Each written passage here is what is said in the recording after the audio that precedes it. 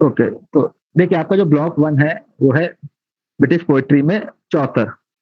तो इस ब्लॉक से आपसे से कुछ मतलब क्या कहते हैं 10 से 11 क्वेश्चन पूछे गए हैं, जिनमें 3 क्वेश्चन तो बहुत इंपॉर्टेंट है, बाकी क्वेश्चन भी हम डिस्कस कर लेंगे, उसको एक बार रीड कर लेंगे। तो अब देखिए वो क्या करता है, ज़्यादा करके उसने कुछ नहीं किया है, उसने केवल क्वेश्चनों की लैंग्वेज चेंज की है। अब जैसे आप पहला देखेंगे, discuss Chaucer handling of the fable in the nun priest tale. और आप क्वेश्चन नंबर 6 पढ़ेंगे, the host want to hear a story as may our 20 grade that's a nun priest tale. तो देखिए यहाँ भी वो नन प्रीस्ट टेल को ही कह रहा है। विकास थोड़ा सा नीचे कर लेना एक मिनट।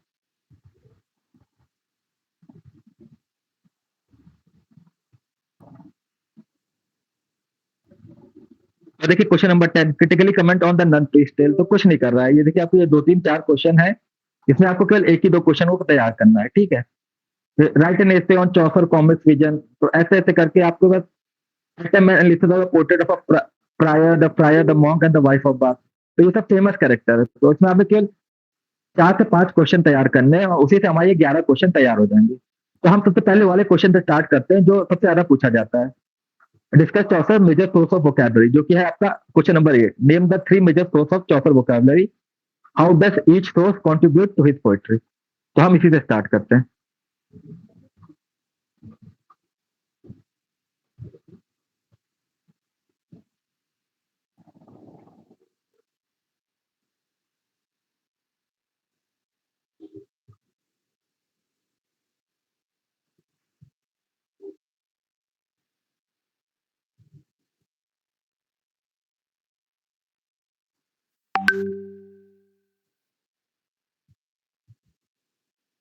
विकास मैं तुम्हें पीडीएफ सेंड कर दी, प्लीज वही वाली ओपन कर देना।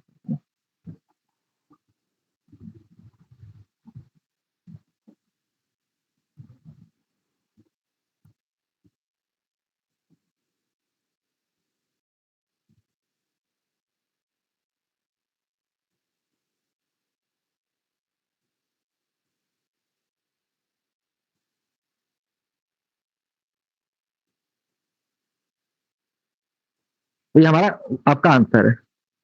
तो Chaucer was the first story teller in the history of English literature. जैसे कि आप देखते हैं कैंटरबरी टेल्स क्या होता है, आपस में कहानियां सुनाने का एक कॉम्पिटिशन होता है। तो हमारा वही आंसर है। तो Chaucer was the first story teller in the history of English literature. He was famously known as the father of English poetry and the grandfather of English novel. तो father of English poetry इसलिए कहा गया क्योंकि चौसर से पहले जितने भी writer लिखते थे वो फ्रेंच, इटालियन या लैटिन इन लैंग्वेज में लिखते थे, लेकिन चौसर ने इंग्लिश में लिखना चालू किया। And the grandfather of English novel, क्यों? क्योंकि उसकी पोइट्री इतनी ज्यादा लंबी होती थी। अगर आप एक तरह से देखा जाए, कैंटरबरी टेल्स भी क्या है, एक तरह से नॉवल है, सब कहानियां सुना रहे हैं आपस में। तो 18-18 लाइन, 20-20 लाइन की वो पोयम लिखता था, तो इसलिए कहा गया था the father of English poetry and the grandfather of English novel. Morning star of Renaissance, कि जब चौसर ने कैंटरबरी टेल्स लिखा तो उसने हमको वहाँ की जो ब्रिटिश सोसाइटी है उसके बारे में एक तरह से बताने की कोशिश की, और अपने वर्क से थोड़ा सा सोसाइटी को इम्प्रूव करने की भी उसने कोशिश की, अटेम्प्ट किया। एंड प्रिंस ऑफ प्लेगरिज्म, तो प्लेगरिज्म का मतलब होता है कि आप जैसे कोई लिटरेचर का वर्क होता है, आप उसकी कॉपी करते हैं। तो एक राइटर था बोकाशियो, उसने एक वर्क लिखा था डेकामरन। तो चौसर ने क्या किया, कैंटरबरी टेल्स पूरा वहीं से कॉपी किया, इंस्पायर हुआ, थोड़े बहुत चेंजेस किए और एक वर्क लिख दिया जिसको हम लोग आज पढ़ रहे हैं, कैंटरबरी टेल्स। तो यहाँ पे किसी को कोई दिक्कत? No sir. सर जो नन प्रीस्ट टेल थी वो किसी और की कॉपी थी क्या? और कैंटरबरी टेल और किसी चीज की कॉपी थी ऐसा? हाँ, फ्रेंच रोमन डी नाट हम लोग उस दिन पढ़ रहे थे ना, देखिए उसमें लिखा था कि वहां से उसने कॉपी लिया था ये वर्क को, वहां पर मेंशन था। ठीक है सर। तो he was born in the year 1340। देखिए क्वेश्चन मार्क लगा हुआ है, तो आप लोग 1343 लिखिएगा अपने उसमें, क्योंकि आपके इग्नू की बुक में 1343 मेंशन है। तो 1343 टू 1400 ये चौसर का एक डेट ऑफ बर्थ है। तो जॉन चौसर एंड एग्ने कॉम्पटन, तो जॉन चौसर इनके पापा का नाम था और एग्ने कॉम्पटन उनकी मम्मी का नाम था। His father was a prosperous wine merchant, उनके पापा एक वाइन मर्चेंट थे। As a writer he lived under the reign of 3 king, Edward third, Richard second and Henry fourth. तो अब वो 3 राजाओं के अंडर रहा, कि अब पहले आज के जैसा है तो है नहीं कि अब गवर्नमेंट का सिस्टम, उस टाइम पे तो जो भी राइटर होते थे या लोग होते थे वो सब राजाओं के अंडर रहते, तो ये भी 3 राजाओं के अंदर रहा, Edward third, Richard second and Henry fourth. याद करने की ट्रिक बहुत सिंपल है, ERH 324। पेट्रार्क, बोकाशियो एंड दाते। अब क्योंकि ये राइटर था, तो जो ये पेट्रार्क भी एक राइटर था, बोकाशियो भी एक राइटर था, और दाते भी एक राइटर था। ये सब क्लासिकल राइटर थे, तो इन्हीं से ये इंस्पायर था। जैसे हम लोग होते हैं ना क्रिकेटर से या हीरो से, इन सबसे इंस्पायर होते हैं, एक्टर से इंस्पायर होते हैं, तो ये राइटर था, तो ये राइटर से इंस्पायर था, क्लासिकल। ये सब क्लासिकल राइटर्स थे, पेट्रार्क, बोकाशियो एंड दाते। आप लोग याद रखिएगा, क्योंकि बोकाशियो का ही वर्क था डेकेमरस, जहां से आपका ये वर्क आता है Canterbury Tales. Writing career was divided. अब यहाँ पे देखिए, करियर की स्पेलिंग सही कर लीजिएगा। उसका जो राइटिंग करियर है वो 3 पार्ट में डिवाइड हुआ है, फ्रेंच में, इटालियन में और इंग्लिश में। ठीक है, क्योंकि पेट्रार्क इटली का रहने वाला था, और फ्रेंच उस टाइम पे, मतलब चौथा के टाइम पे इधर डोमिनेंट लैंग्वेज थी, तो उसने फ्रेंच में भी लिखा है, इटालियन में भी लिखा है और इंग्लिश में भी लिखा है। The major event which happened during Chaucer time was Black Death, peasant revolt and 100 Year war. तो ब्लैक डेथ हुई थी, जिसे मतलब प्लेग कहा जाता था। अभी आप लोगों ने देखा होगा, कुछ टाइम पहले कोविड आया था, जो कि एक प्लेग था। तो उस टाइम पे चौथा के टाइम पे एक प्लेग आया था, जिसे ब्लैक डेथ कहा गया था। तो उसमें क्या हुआ था, जो 1/3 इंग्लैंड की पॉपुलेशन थी वो वाइप आउट हो गई थी, खत्म हो गई थी। क्यों? क्योंकि उस टाइम पे मेडिकल सिस्टम इतना अच्छा था नहीं ना, कि आप चीजों को डायग्नोज कर ले, एनालाइज करके तुरंत आप ट्रीटमेंट दे दे। तो 1/3 जो पॉपुलेशन थी इंग्लैंड की वो खत्म हो गई थी। पीजेंट रिवॉल्ट हुआ था और 100 Year वॉर हुआ था। अब इंग्लैंड और फ्रांस आपस में हमेशा लड़ते रहते थे, तो वो लोग 1337 से लेके 1453 तक आपस में लड़ाई कर रहे थे। अब जो भी कंट्री लड़ाई करती है, तो क्या करता है ना, उसे अपने रिसोर्स को मैनेज करने के लिए बड़ी दिक्कत आती थी। तो उन्होंने क्या किया, पीजेंट के ऊपर टैक्स लगा दी, कि आप, उन्होंने पहले भी वो लोग टैक्स दे रहे थे, लेकिन उन्होंने क्या किया, टैक्स को बढ़ा दिया। अब पीजेंट ने भी रिवॉल्ट कर दिया कि भाई हम इतना टैक्स कहाँ से देंगे, क्योंकि वो भी तो इंग्लैंड में ही रह रहे थे, वो भी तो इफेक्ट हो रहे थे इन सब वॉर से। अब आज के जो जैसा टाइम था नहीं कि आप कहीं और जाके अपना सामान या चीजें बेच सकते थे, तो वो भी इंग्लैंड में रहते थे, तो उन्होंने भी रिवॉल्ट कर दिया कि नहीं, हम इतना ज्यादा टैक्स नहीं दे सकते। तो ये 3 मेजर इवेंट हुए थे, जिसको आपको हाईलाइट करके लिखना है, black Death, peasant revolt and 100 Year war. His famous contemporary writers are John Grover, William Langland and John Wycliffe. हालांकि दो चार और राइटर्स थे, लेकिन ये 3 बहुत मेन राइटर्स थे, जॉन ग्रोवर, विलियम लैंगलैंड और जॉन वाइक्लिफ। ये चौसर के कंटेम्प्रेरी राइटर्स थे। Chaucer writing style mainly deal with the themes like social class, courtly love, sin, patience, romance, etc. तो आप जब कैंटरबरी टेल्स पढ़ेंगे, तो कहीं पर आपको सोशल क्लास वाली स्टोरी देखने को मिलेगी, कहीं कोर्टली लव की देखने को मिलेगी, सेंस की देखने को मिलेगी, पेशेंस के बारे में जानने को मिलेगा, रोमांस एक्सेट्रा। ये सारी चीजें आपको देखने को मिलती है जब आप कैंटरबरी टेल्स पढ़ते हैं। To be buried in Westminster Abbey, known as poets corner. तो चौथा पहला पोएट था जिसको वेस्टमिनिस्टर एबे में बरीड किया गया, जिसे कहा जाता है पोएट्स कॉर्नर में। हालांकि बहुत से राइटर्स को बाद में बरीड किया गया, क्योंकि चौथा सबसे पहला था। और आपके कोर्स में 3 राइटर मेंशन है जिनको वेस्टमिनिस्टर एबे में बरीड किया गया। एक चौथा, दूसरा,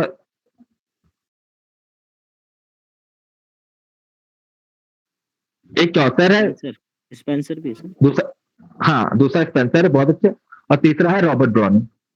ठीक है,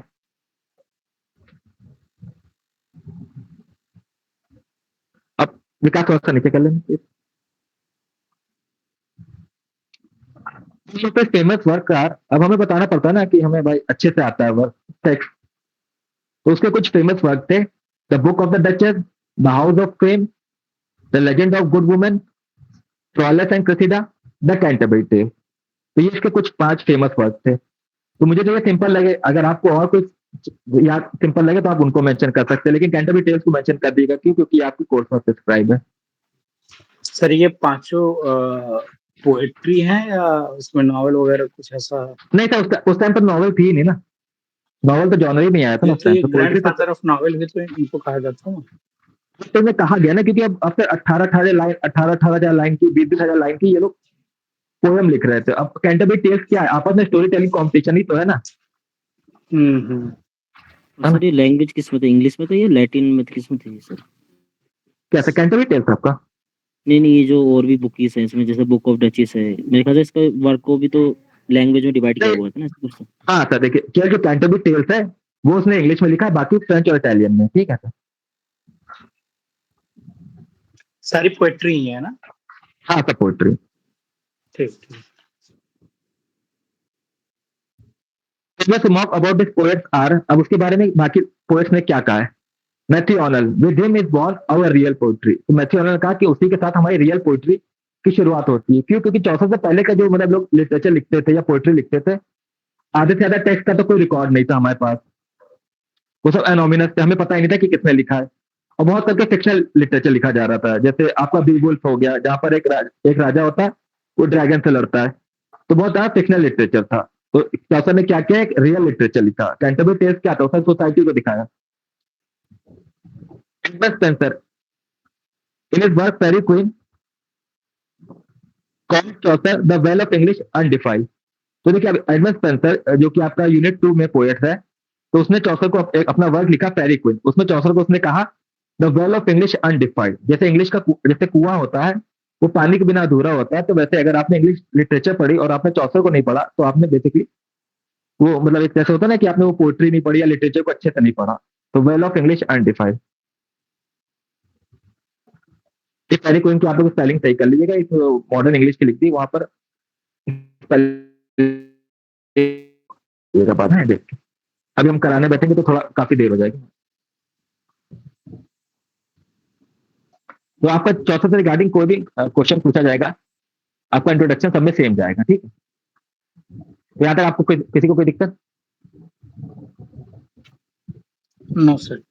नो सर। हाँ, आप स्पेलिंग सही कर लीजिएगा ना, क्योंकि एक्चुअली जब मैं मोबाइल से नोट टाइप करता हूँ ना, तो चौथा की टाइम की इंग्लिश मिडिल इंग्लिश थी। तो वहां पर क्या होता है ना कि अब फिर आज की वो मॉडर्न इंग्लिश ले लेता है, क्योंकि इंग्लिश आपके 3 पार्ट में डिवाइड है।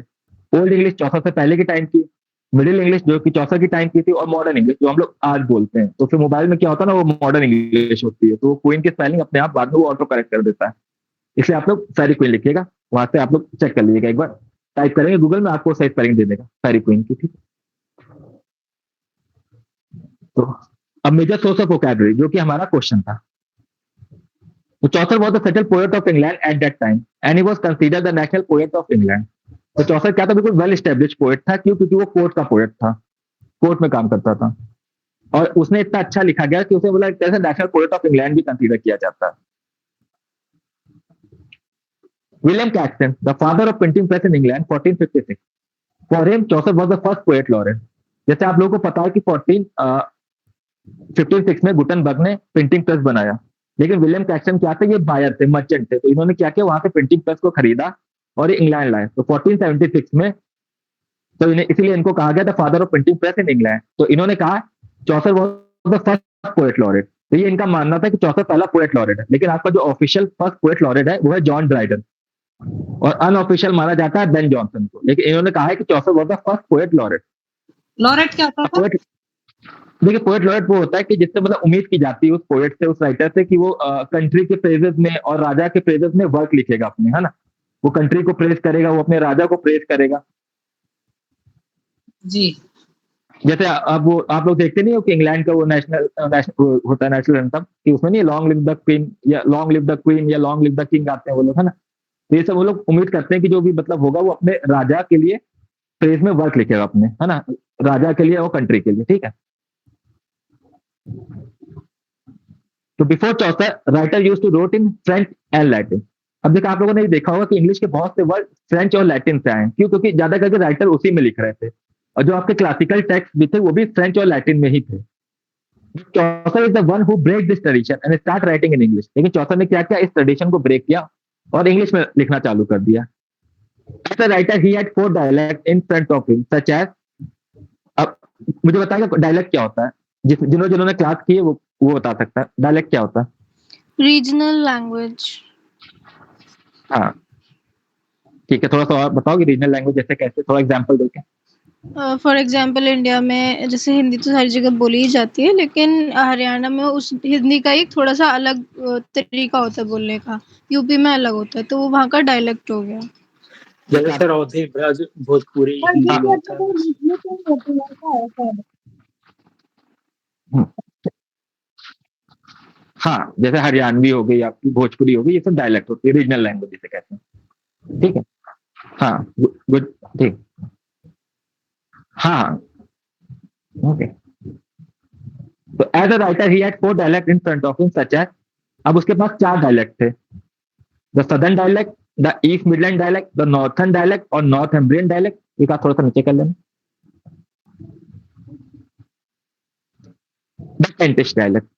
तो उसके पास ये 4 डायलेक्ट है। अब देखिए याद करने की ट्रिक बहुत सिंपल है, जैसे east west north south 4 direction होते हैं, ऐसे उसके पास 4 डायरेक्शन थे, बस वेस्ट नहीं था, वेस्ट की जगह केंटिश आ गया, ठीक है, जो लास्ट वाला डायलेक्ट है। ईस्ट वेस्ट नॉर्थ साउथ तरफ रखिएगा, वेस्ट हटा के केंटिश कर दिएगा, क्यों, बस वेस्ट डायलेक्ट में, ठीक है। तो ये ट्रिक है आपकी।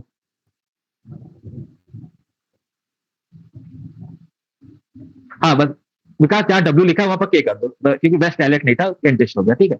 The southern, the east midland dialect, the northern और द केंटिश, ठीक है। जहाँ तुमने डब्ल्यू लिखा वहां पर के कर दो, डब्ल्यू को हटा के, हाँ डब्ल्यू हटा देना, ठीक है।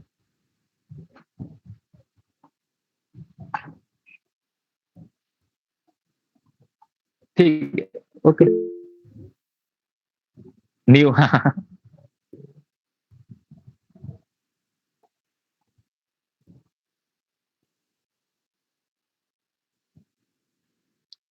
but he chose East Midland dialect.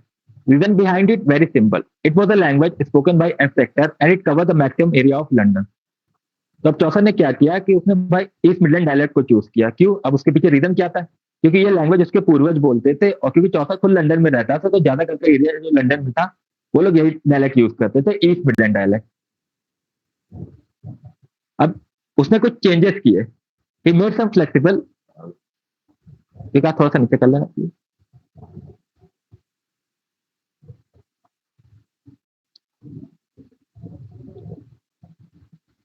He made some flexible changes and add some grammatical thing.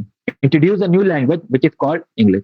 तो उसने थोड़ा सा ग्रामर को इंट्रोड्यूस किया, चीजों को थोड़ा सा मतलब कैसे ना होता है सही वे में रखा कि आपको पता है कि हाँ कि यहाँ पर ये लगेगा वहां पर वो लगेगा। और फिर उसने क्या क्या एक लैंग्वेज इंट्रोड्यूस की जिसे कहा जाता है इंग्लिश। बिकॉज इंग्लिश के आगे मिडिल लिख देना, क्योंकि इंग्लिश आपकी 3 पार्ट में डिवाइड है, ओल्ड इंग्लिश, मिडिल इंग्लिश और मॉडर्न इंग्लिश, जो लोग आज पढ़ते हैं। तो उसकी 64 की टाइम की जो इंग्लिश थी वो मिडिल इंग्लिश थी, ठीक है। अब देखिए जब उसने ईस्ट मिडलैंड डायलेक्ट पे लिखना चालू किया तो उसका असर बाकी राइटर्स पे क्या हुआ, बाकी राइटर भी उस पर इन्फ्लुएंस हुए और उन्होंने भी इस डायलेक्ट को यूज किया। तो east midland dialect was also used by John Wycliffe in his famous Bible translation. तो जब जॉन वाइक्लिफ ने क्या किया, जब बाइबल को ट्रांसलेट किया, पहले बाइबल हिब्रू लैंग्वेज में थी, तो उसने क्या किया कि बाकी लोगों को भी लैंग्वेज समझ में आया, तो उसने उसे ईस्ट मिडलैंड डायलेक्ट में ट्रांसलेट कर दी बाइबल को।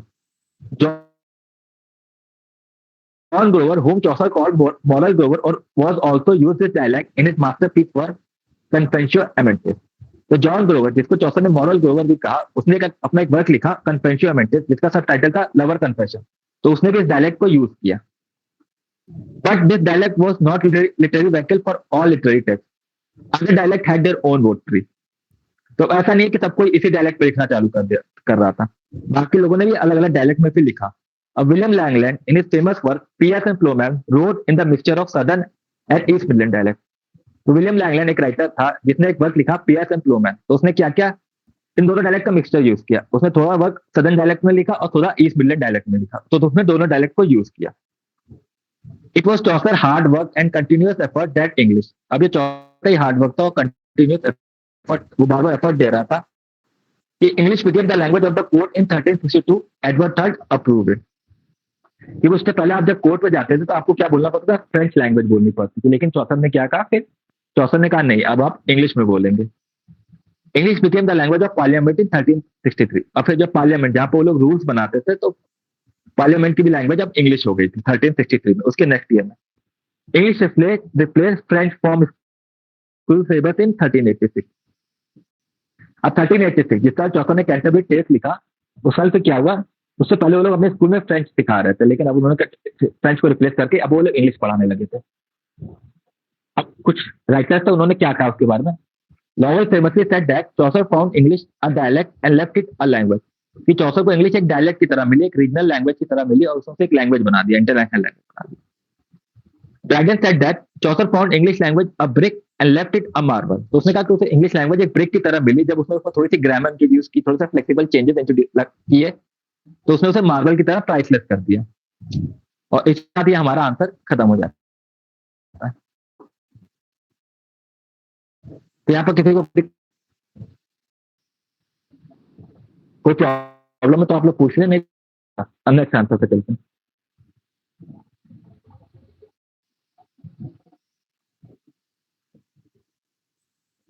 ओके,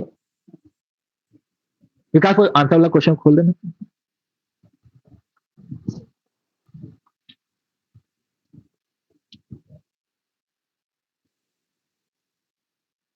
अब देखिए आपसे पूछेगा कमेंट अपॉन द, ये क्वेश्चन नंबर 4 और question number 5, comment upon the literary and the historical significance of Canterbury Tales, write a critical note of Chaucer art of portraiture in the general prologue, है ना। तो इसमें कुछ नहीं करना है, पहले हमें जनरल प्रोलॉग बताना है। तो जनरल प्रोलॉग में क्या था, चौसर ने सारे कैरेक्टर को इंट्रोड्यूस किया था, ठीक है। 29 कैरेक्टर थे, एक होस्ट था जिसका नाम हैरी बेली था, और चौसर एज ए नरेटर पार्टिसिपेट किया था, तो टोटल 31 कैरेक्टर थे। अब हिस्टोरिकल सिग्निफिकेंस क्या था उसमें, वो लोग थॉमस बेकेट जो कि अर्थ बिशॉप थे कैंटरबरी टेल्स में, जिनका मर्डर हो जाता है 1170 में, तो उनके वो लोग क्या कहते हैं, साइंस को विजिट करने जा रहे होते हैं। विकास उसके ओपन कर देना आंसर, वही जो तूने भी ओपन किया था उसी। ये दोनों आंसर आप लोग मिला के थोड़ा सा लिख सकते हैं। तो अब देखिए जनरल प्रोलॉग, इंट्रोडक्शन आपका चौथा का सब में सेम रहेगा, ठीक है। चौथा Canterbury tale is the most celebrated work in the history of English literature, क्योंकि हम लोग आज भी इस वर्क को पढ़ते हैं और बहुत अप्रिशिएट किया जाता है ये work. This masterpiece work of Chaucer was inspired by Boccaccio work Decameron. तो बोकाचियो ने एक वर्क लिखा था डेकामेरन, तो वहीं से एक वर्क को तो चौसर इंस्पायर हो गया था।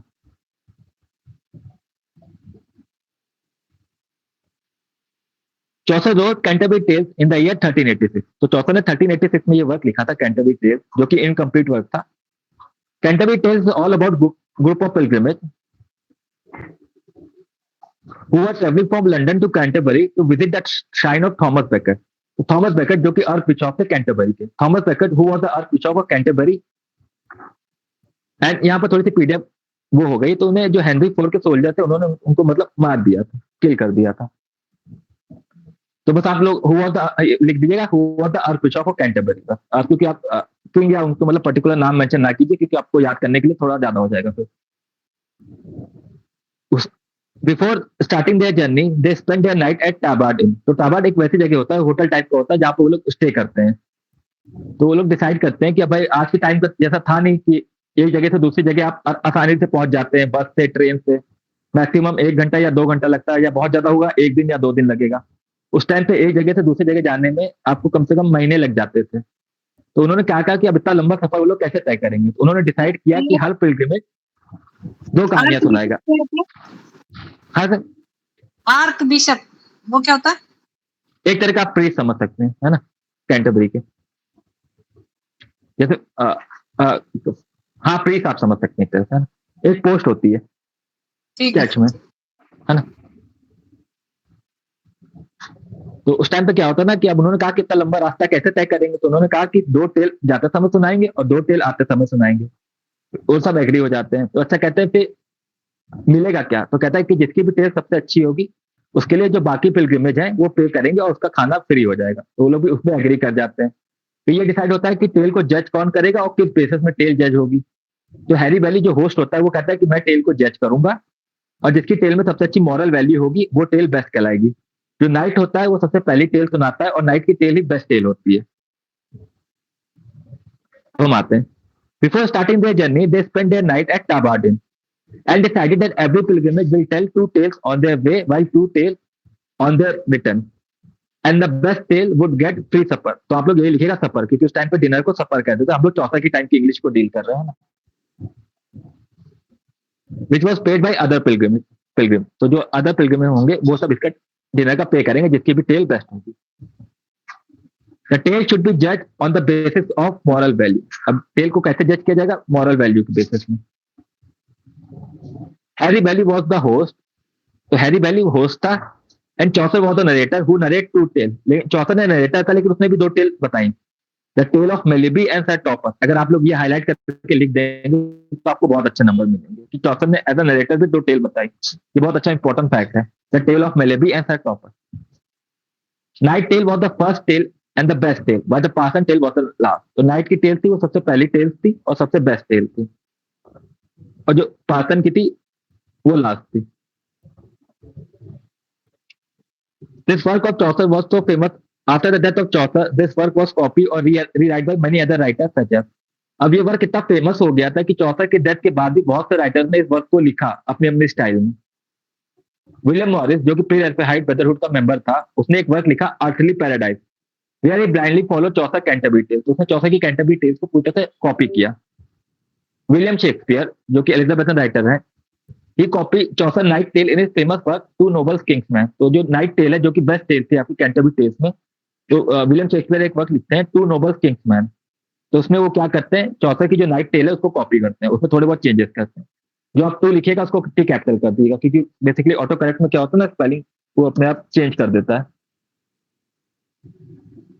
उसके बाद एक राइटर है John Lydgate, who imagine himself that he joins Chaucer Canterbury, he joins Chaucer pilgrimage in his famous work the book of thieves.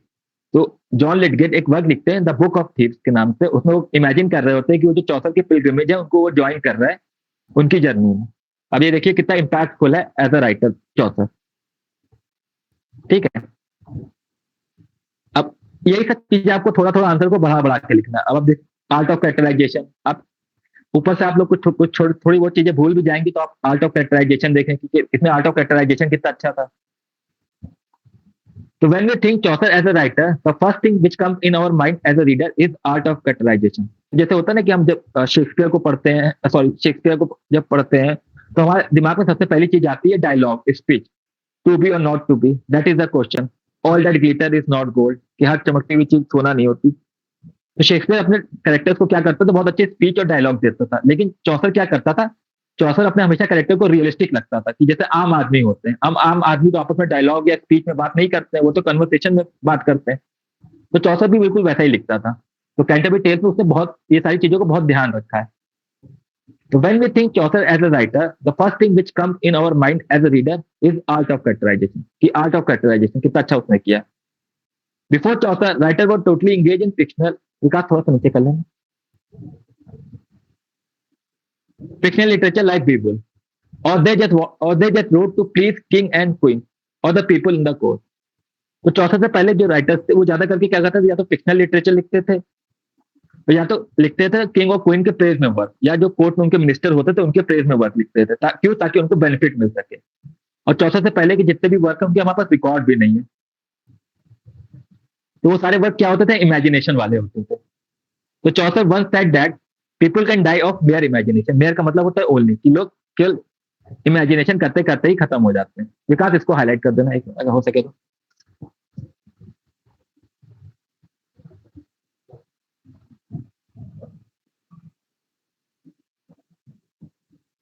विकास ये पूरा कर देना, चौसर वन साइड है, चौसर ने एक बार कहा। तो Chaucer has a great ability to paint his character through word not with pen. तो चौसर के पास एक एबिलिटी थी कि वो अपने कैरेक्टर को क्यों ऐसा रियलिस्टिक लगता थे, क्यों? क्योंकि वो लोग कन्वर्सेशन में बात करते थे। तो थ्रू वर्ड्स के थ्रू अपने कैरेक्टर को पेंट करता था, ना कि पेंट के थ्रू। वाइल राइटिंग द, विकास थोड़ा सा कर लेंगे। While writing Canterbury Tales, Chaucer observed even the minute detail. अब जो कैंटरबरी टेल्स लिख रहा है तो वो छोटी छोटी चीजों को भी माइन्यूट मतलब डिटेल को ऑब्जर्व कर रहा है, कि जो मॉन्क है तो वो बिल्कुल वैसे बोल रहा है, जो नाइट है वो बिल्कुल वैसे ही बोल रहा है, उनकी ड्रेसिंग स्टाइल भी बिल्कुल वैसी ही है। तो उनके बोलने के तरीके के और उनके पहनावे, इन सबको उसने ऑब्जर्व किया है।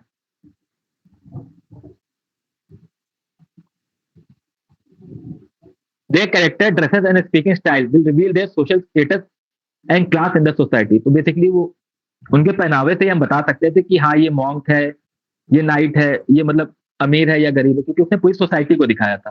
तो उनके जो कपड़े या बोलने के तरीके से ही हम पहचान सकते थे। अब एसी बॉन ने ये कहा आपको इसको लिखने की कोई जरूरत नहीं है, क्योंकि ये आपको कोटेशन नहीं याद रहेगा। वो जो आपने लॉवेल और जो ड्राइडन की कोटेशन को पहले ऊपर याद किए हुए हैं वही आप लोग याद करके लिखिएगा, है ना, ज्यादा कोटेशन नहीं याद कीजिए। अब रियलिज्म, ये एक अच्छी हेडिंग आ सकती है आपके लिए। Canterbury tale is a work which was known for his realism. अभी ऐसा वर्क है जो अपने रियलिज्म के लिए जाना चाहता है। As a narrator Chaucer present their character in a balance way, तो उसने अपने कैरेक्टर को बिल्कुल बैलेंस वे में दिखाया है. He could not show the one character is bad or the other one is good or give them the impact full of dialogue and speeches. तो ऐसा नहीं दिखाया कि जैसे एक कैरेक्टर खराब दिखाया तो अच्छा कैरेक्टर, दूसरा कैरेक्टर अच्छा दिखा दिया, नहीं. जैसे कैरेक्टर थे उन्होंने उसको वैसे उसने पोर्ट्रे किया है. और कोई उसने शेक्सपियर जैसे नहीं होता डायलॉग और स्पीचेस देता था, उसने भी ये सब चीजें नहीं की. उसके जो भी कैरेक्टर होते थे वो आपस में कन्वर्सेशन में बात करते थे. He neglected the fairy tale and the supernatural element in his character. और उसने ऐसा भी नहीं दिखाया कि उसके जो कैरेक्टर थे उनके पास जादुई शक्तियां हैं या ये सब चीजें, ऐसा उसने कुछ नहीं दिखाया. जैसे आप लोग कुबला खान में देखते हैं कि महल उड़ रहा है, ऐसा करके उसने कुछ नहीं दिखाया है. ये वॉल्टर रैले का कोटेशन है, इसको भी आपको याद करने की कोई जरूरत नहीं. He neglected the fairy tale and the supernatural element in his character. ये सारी चीजों को उसने नेग्लेक्ट किया. कोटेशन आपको वो एंड में वही दो सही रहेंगे, आप उन्हीं को याद करके लिखिएगा क्योंकि ज्यादा कोटेशन में आपके लिए दिक्कत होगी. Humor. Many critics and scholars believe that humor and suspense are the key fact to hold the interest of the reader. अब ऐसा होता है ना, जैसे हम लोग मूवी देखते हैं, अगर कॉमेडी वाली मूवी होगी या सस्पेंस वाली मूवी होगी तो हम लोग मूवी को एंड तक देखते हैं, वरना हम क्या करते हैं चैनल चेंज कर देते हैं या कुछ और करने लगते हैं. तो चौसर ने भी अपने कैरेक्टर में ऐसे ही सस्पेंस को होल्ड किया ह्यूमर के वे में. Many critics and scholars believe that humor and suspense are the key fact to hold the interest of the reader. While writing the Canterbury Tales, Chaucer hold the interest of a reader in a humorous way. तो उन्होंने reader का interest कैसे hold किया, humour वे में. तो उसके character बीच बीच में आपस में मजाक करते रहते थे.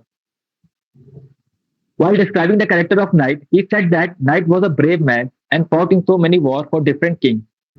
तो जब चौसर नाइट को डिस्क्राइब करता है तो कहता है कि वो एक ब्रेव मैन है, मतलब बहादुर इंसान है, और उसने बहुत सी जंग लड़ी है अलग अलग राजाओं के लिए. But on the other hand he said that he was gentle and noble character. लेकिन दूसरी तरफ कहता है कि वो एक जेंटल है और एक नोबल है, बहुत अच्छा है. And it harmless to anybody, और वो किसी को कोई नुकसान नहीं पहुंचा सकता. अब एक तरह से वो कॉमेडी कर रहा है, ह्यूमर कर रहा है कि भाई नाइट है जो कि जंग लड़ता है, आप दूसरी तरफ कह रहे हैं कि वो हार्मलेस है, वो किसी को कोई नुकसान नहीं पहुंचा सकता. आप ये कोटेशन याद कर लीजिएगा. Dryden once said that he has got plenty. ये आपको बहुत इंपॉर्टेंट कोटेशन है क्योंकि एक तो सिंपल है, 3 लाइन का कोटेशन है, ही हैज गॉट प्लेंटी. क्योंकि यहाँ पर बता रहा है कि हर कैरेक्टर की अपनी अपनी खूबी है. जैसे कहते हैं ना एवरी इंडिविजुअल इज डिफरेंट, तो यहाँ पर जितने भी कैरेक्टर दिखाए गए हैं सब डिफरेंट है और सबके पास अपनी अपनी खूबी है. इसीलिए यहाँ पर ड्राइडन ने कहा ही हैज गॉट प्लेंटी, क्योंकि हर कैरेक्टर की अपनी खूबी है.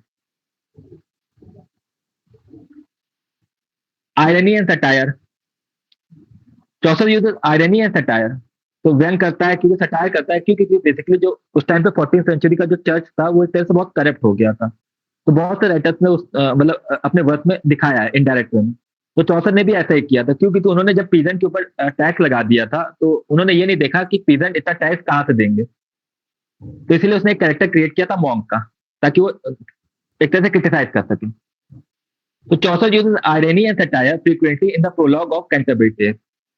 Reason behind it, Chaucer want to criticise the people from the church. तो वहां पे जो चर्च में जो काम कर रहे थे कुछ लोग थे जो कि मतलब सब करप्ट नहीं थे, लेकिन कुछ लोग थे जो करप्ट थे. तो चौसर उनको बेसिकली क्रिटिसाइज करना चाहता था. That is why he created the character like monk. तो उसने कैरेक्टर क्रिएट किया मॉन्क का, who is associated with the Roman Catholic church, जो कि रोमन कैथलिक चर्च से एसोसिएट करता था. अब क्या करता था, spending too much time on hunting. वो अपना मॉन्क होकर वो अपना ज्यादा से ज्यादा समय क्या करता था, हंटिंग के ऊपर स्पेंड करता था. और लिव द लैविश लाइफ, और बिल्कुल लैविश लाइफ जीता था. Monk was the character who was criticised by Chaucer. तो मॉन्क ऐसा कैरेक्टर है जिसको चौसर ने क्रिटिसाइज किया. बिकॉज़ इसको हाईलाइट कर देना, monk was the character who was criticised by Chaucer.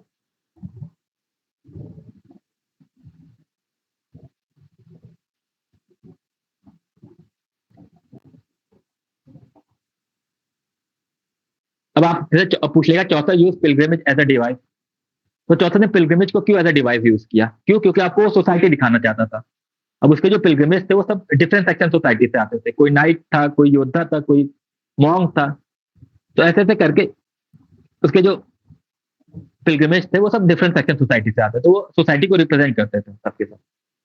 तो Chaucer use pilgrimage as a device to tell the story and show us the real condition of the England at that time. तो जो England था 14th century का, उसकी हमें real condition दिखाना चाहता था. 14th century British society was not a pleasant place to live at that time. तो उस टाइम की जो 14th सेंचुरी सोसाइटी थी वो कोई प्लीजेंट प्लेस नहीं थी, रहने के लिए कोई अच्छी जगह नहीं थी. एक तो प्लेग आ गया था, 100 ईयर वॉर 1337 से लेकर 1453, और उसके बाद पीजेंट रिवॉल्ट. ये तीन एक तो मेजर इवेंट हो गए थे. अब आगे देख पढ़ते हैं हम लोग. 14th century British society was not a pleasant place to live at that time. People were fighting on the name of religion. लोग religion के नाम पे फाइट कर रहे थे. Dowry and slavery was in practice. Dowry और slavery भी practice में थी. ये सारी चीजें हो रही थी. People from the church they imposed the heavy taxes on peasants. और जो चर्च के लोग थे उन्होंने क्या किया, जब इंग्लैंड और फ्रांस के बीच में 100 ईयर वॉर हुई तो उन्होंने किसानों के ऊपर बहुत ज्यादा टैक्स लगा दिया. Ignore their suffering and pain. तो उन्होंने उनकी जो सफरिंग और पेन थी उसको भी पूरी तरह से इग्नोर कर दिया, नेग्लेक्ट कर दिया. क्यों? क्योंकि वो भी तो सफर कर रहे थे. अब वो सब क्यों कर रहे थे? क्यों? क्योंकि उनको मनी चाहिए थी, और मनी से ताकि वो अपने रिसोर्सेज को मैनेज कर सके. तो Chaucer said that money is the root of all evil. तो चौसर ने कहा कि मनी सारी इविल्स की रूट है. अब यहाँ पर हम लोग दो कैरेक्टर्स हैं. विकास, मैं तो तुमको एक पीडीएफ सेंड कर रहा हूँ, वो ओपन कर देना. तो वहां से आप वो दो कैरेक्टर्स को लिख दीजिएगा, तो उससे आपका आंसर पूरा हो जाएगा. सर ब्लॉक 1 की क्वेश्चन की पीडीएफ भी सेंड कर देना. हाँ, बस एक सेकेंड.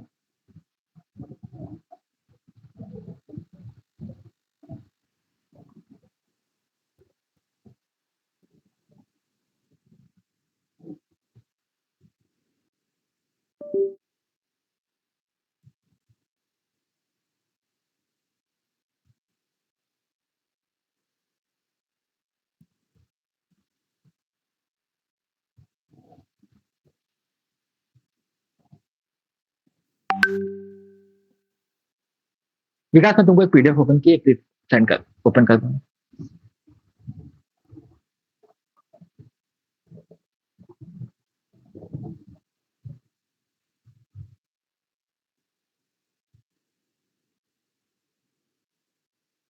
तब तक वो पीडीएफ ओपन कर रहा है. आप लोगों को किसी का कोई कुछ क्वेश्चन हो तो पूछ लीजिए.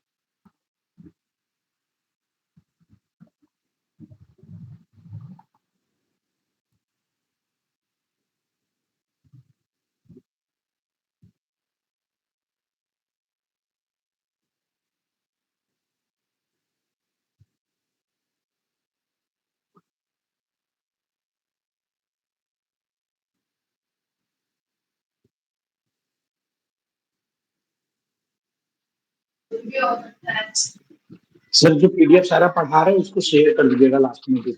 हाँ, आप लोग हाँ सर.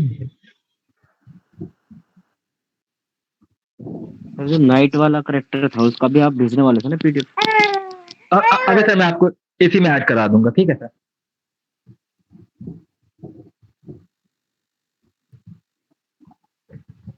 ठीक है. तो टाइम एनालिसिस और the portrait of prior the monk and the wife of birth. तो बेसिकली क्या थे, पिलग्रिमेज थे ना. तो हम उस आंसर में चौथा use pilgrimage as a device पे 2-3 पिलग्रिमेज को भी एक्सप्लेन कर देंगे. ठीक है. तो पहले आता है द प्रायर. हर name is Madam Eglantine. She is a modest coy and courteous. बहुत सीधी सादी थी, और कॉर्टियस मतलब जो थोड़ा जो रिच होते हैं, जो कोर्ट में काम करते हैं, वैसे लोग. She wear a gold brooch in which अमोर विंसेंट ओमनिया वाज प्रिस्क्राइब. तो एक ब्रूच पहनती थी, जो कि मैंने आप लोगों को कल दिखाया था अभी फोटो में. तो उसमें क्या लिखा था इन लैटिन में, अमोर विंसेंट ओमनिया, जिसका मतलब होता है लव कॉन्कर एवरीथिंग. विकास, इसको हाईलाइट कर देना. अमोर विंसेंट ओमनिया लेके पूरा love conquer everything second line में.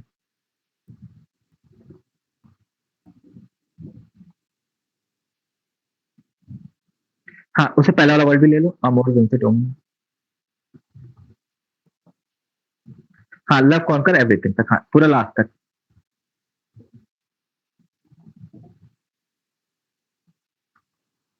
कोई क्या होता है सर?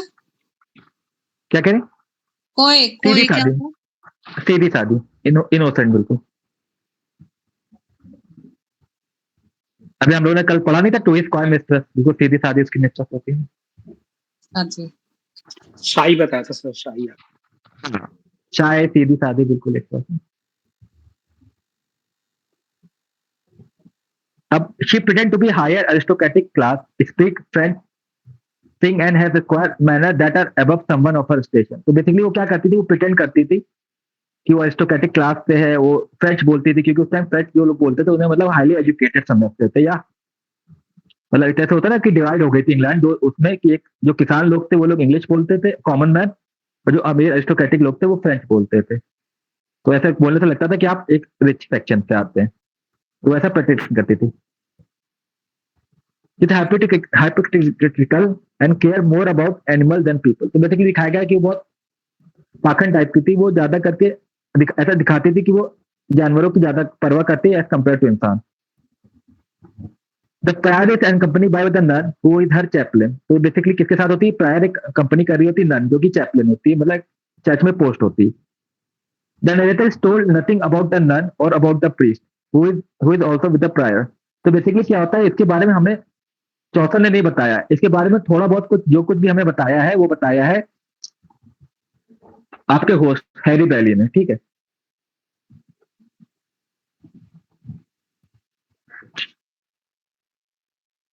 तो ठीक है, आप लोगों को सब समझ आ रहा है यहाँ तक? कोई दिक्कत है यहाँ पर? Yes sir. The monk the monk character is in complete contrast to his religious vocation. अब जैसे मॉन्क का कैरेक्टर हम लोग पढ़ रहे थे, वो बिल्कुल डिफरेंट है। जो भी उसने मतलब रिलीजन के रिगार्डिंग वो जो शपथ अपथ ली होती है, उससे बिल्कुल अलग होता है वो। He care little for the rule and devotes time to hunting and eating. वो जो है क्या कहता है, वो रूल्स की परवाह वरवाह नहीं करता है, बहुत थोड़ा बहुत परवाह करता है, ज्यादा करके समय अपना हंटिंग और ईटिंग में ही स्पेंड करता है। As a monk he was associate with the Roman Catholic church. तो वो वहां पर आपको मैंने बताया था ब्रिटेन में दो तीन चर्च हो गए थे, तो वो रोमन कैथलिक चर्च से था। वो बिल्कुल लैविश लाइफ जीता था। He love good food and wine. He find the tavern more to his liking than the cold summer monastery। तो क्या कहता है, वो ज्यादा कर मोनेस्ट्री जहाँ चर्च में उनमें टाइम नहीं स्पेंड करता था, टैवन जहाँ पर मतलब वो लोग ड्रिंकिंग करते थे, वो ज्यादा करके वहीं पर रहता था। He is a large loud and clad in hunting boots and fur. तो मैंने आप लोगों को जो इमेज दिखाई थी मॉन्क की, वो सब आप लोगों ने देखी है ना? कि मैं यस फिर से सर, दिखाऊं वो इमेज, है ना? देखिए सर। है ना? तो बस बिल्कुल वही वहां पर इसको डिस्क्राइब किया है कि बिल्कुल लंबा सा था और बूट और फर पहनता था। वो जो ना शिकार शिकार करने वाले जूते नहीं होते हैं, बिल्कुल वैसे रहता था, पहनता था, क्योंकि उसे हंटिंग पसंद थी ना।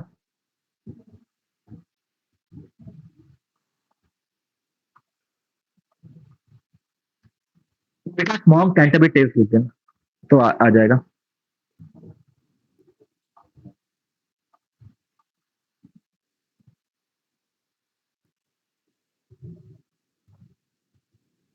कैंटरबरी टेल्स लिख देना विकास, कैंटरबरी टेल्स सब दिखाएगा।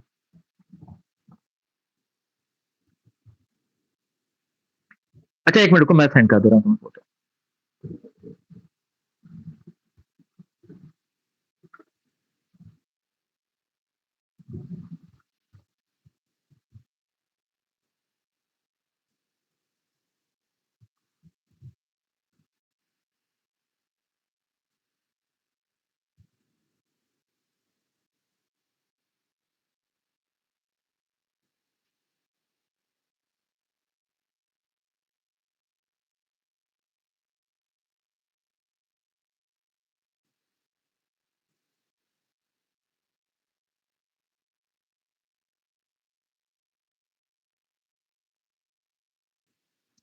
प्लीज आप में से कोई लोग फोटो सेंड कर सकता है, देख के मुझे थोड़ा सा टाइम लग रहा है।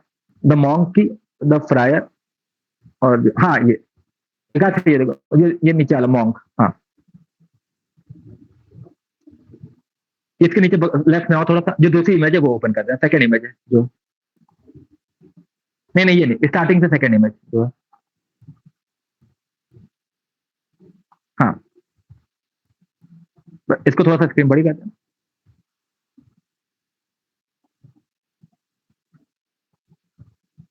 ये देखिए, ये आप इसके बूट देखिए, वो हंटिंग हंटिंग वाले बूट्स हैं, सर पहने बिल्कुल ऐसे ही था वो।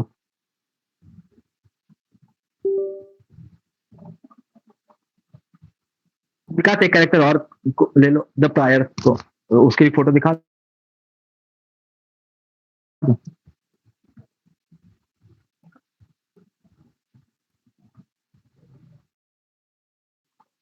द प्रायर,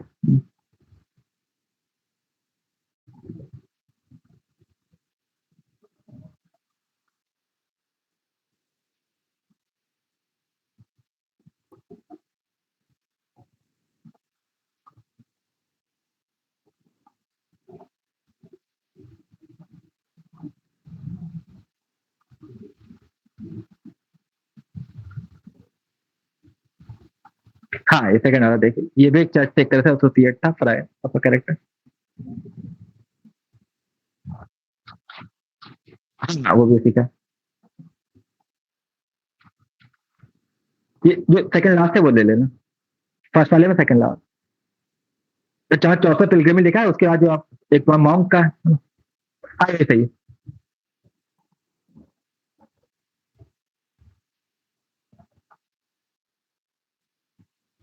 ठीक है, आप लोग ये देख लीजिए ताकि आप लोग को थोड़ा सा आसानी हो कैरेक्टर को पहचानने में। ठीक है, ये फ्रायर।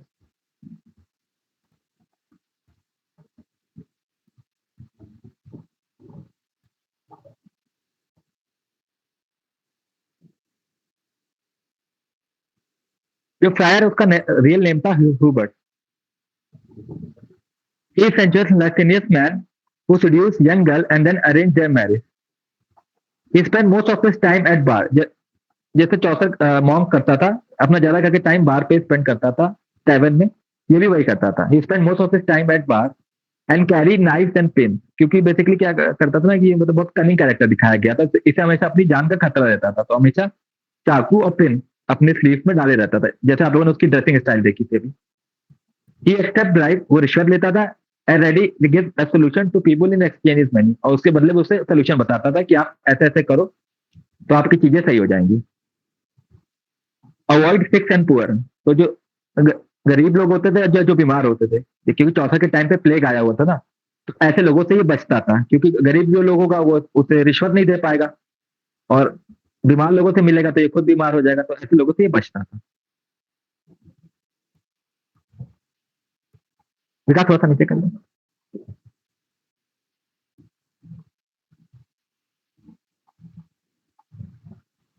अब wife of bar, she is one of the most famous character in literature, तो जैसे कि बहुत फेमस कैरेक्टर है लिटरेचर का। हर नेम इज एलिस, तो उसका रियल नेम एलिस था। She is a professional weaver, तो जैसे जैसे एक तरह से वीवर होते हैं आपके विकास, जैसे वो वीवर की फोटो कर दिखा देना, उसे समझ जाएंगे। बुनकर हाँ, बुनकर सर बुनकर। बुनकर। हाँ, जैसे स्वेटर बुनना ये सब। और एलिस की भी दिखा देना ना, उसे ये लोग समझ जाएंगे।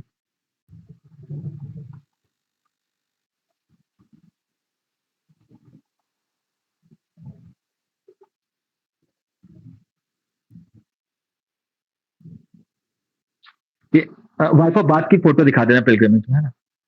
और वीवर की भी दिखा देना एक, है ना, ये जो प्रोफेशनल वीवर लिखा।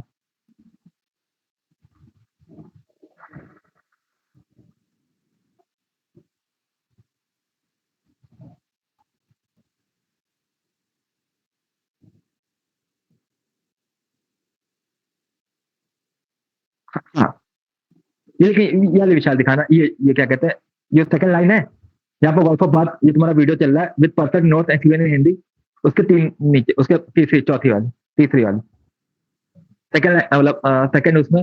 हाँ, इसके बगल वाला, जिस बगल में और बगल में। हाँ, हाँ, हाँ, ये देखिए, वो ऐसे बिल्कुल अपने आप को ड्रेस रखती थी। ठीक, ये वाइफ ऑफ बात एलिस। सर्वाइव बात क्यों बोलते थे इसको? सर, बात उस टाउन का नाम था जहाँ पर ये रहती थी। जैसे शेक्सपियर का हम लोग पढ़ रहे थे ना, उसका द बार्ड ऑफ एवॉन, तो एवॉन वो जगह थी जहाँ शेक्सपियर पैदा हुआ था, है ना। ऐसे बात उस टाउन का नाम था जहाँ पर ये रहती थी, द वाइफ ऑफ बात। ठीक ठीक।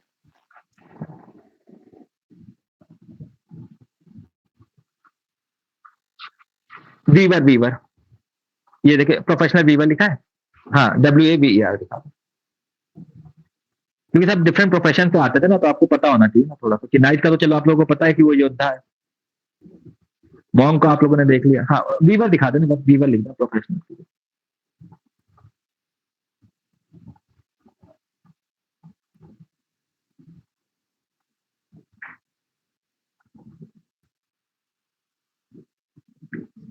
ये देख रहे हैं, यही सब काम होते हैं। नहीं नहीं, ये तो पंछी आ नहीं, गए ये बर्ड भी प्रोफेशनल। करती है सर, ये भी हाँ, व्यू करके बहुत याद आती है। अच्छा, लेकिन हमारा ये वाला है, ठीक है।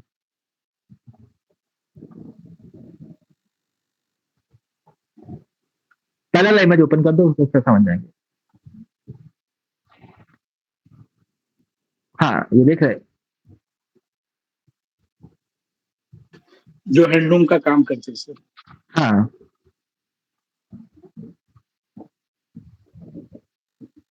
ठीक है, ओके विशाल, फिर अब विकास ओपन कर लो फिर।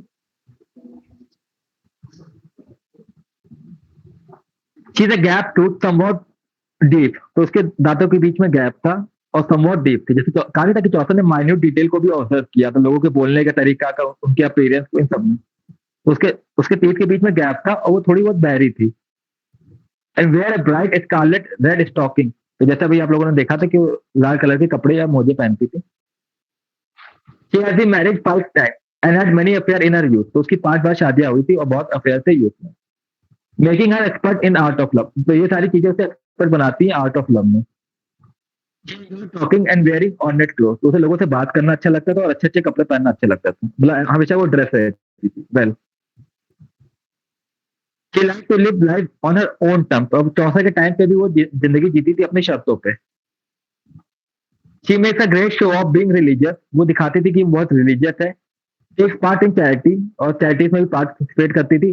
But it but in reality is more concern with appearance of it, लेकिन वो जा इसलिए वो चार्टिंग में पार्टिसिपेट करती थी, क्यों? क्योंकि वहां पर जाके वो अपने क्लोथ या दिखा सके कि वो कितनी रिच है।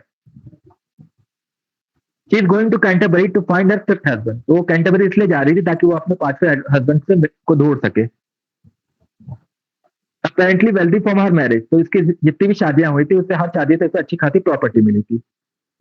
She has she has travel a great deal including 3 time to Jerusalem, तो उसने उन पैसों से बहुत ज्यादा ट्रेवल किया था और 3 बार वो जेरूसलम भी गई थी।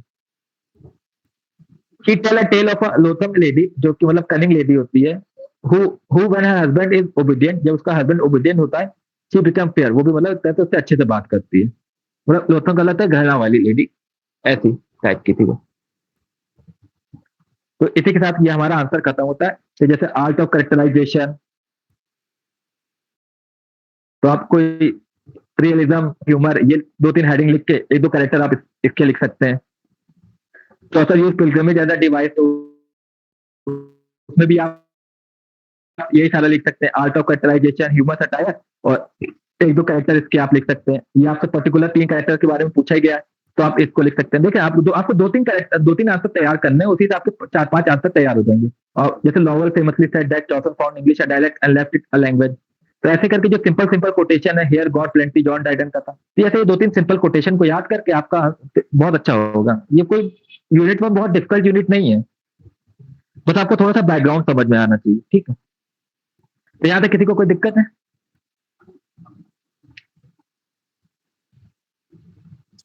सर 29 में जो ये कैरेक्टर्स हैं सारे, हाँ इन्हीं के इर्द गिर्द पूछेगा। वो 29 में बाकी कोई ऐसा तो नहीं पूछ देगा ना जो हम लोग मतलब सीरियसली ना पढ़े हो जिस कैरेक्टर के बारे में।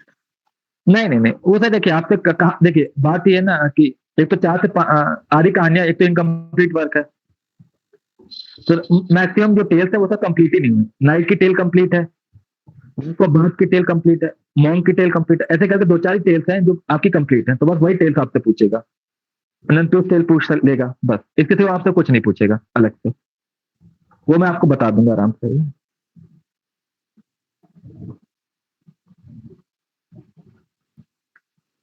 विकास अब वो ननफिश टेल वाला आंसर खोले, वो जो 9 पेज वाली पीडीएफ थी वही ओपन कर लेना। तो अभी तक किसी को कोई कुछ ना समझ में आया हो तो प्लीज पूछ ले, फिर हम लोग दूसरे आंसर पे करने जा रहे हैं। कोई भी कुछ भी पूछ सकता है ऐसे आंसर पे, अगर आपको किसी को ना समझना है। हाँ ये लो ओपन कर लेना, इसमें सबसे हाँ बस यही आंसर, ठीक है ओपन, बस 2 मिनट का टाइम दो। तो सर नाइट वाली टेल भी ऐड करवाते सर इसमें, नाइट। हाँ नाइट टेल होगी। विकास पहले क्वेश्चन वाला ओपन कर लेना, तो उसी से बता देंगे।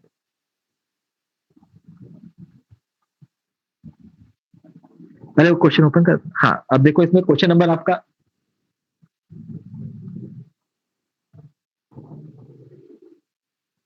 क्वेश्चन नंबर फर्स्ट, हाँ क्वेश्चन नंबर फर्स्ट आपका हो गया, एंड देन क्वेश्चन नंबर 6,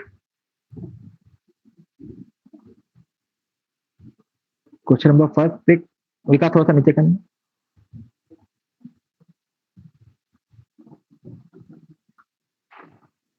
हाँ बस ये ठीक है, ये आपका हो जाएगा।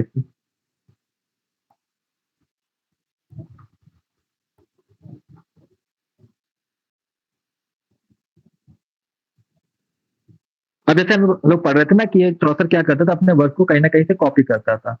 तो अब जो नन प्रिस्ट टेल है वो आई है फ्रेंच रोमन डीन आर्ट से।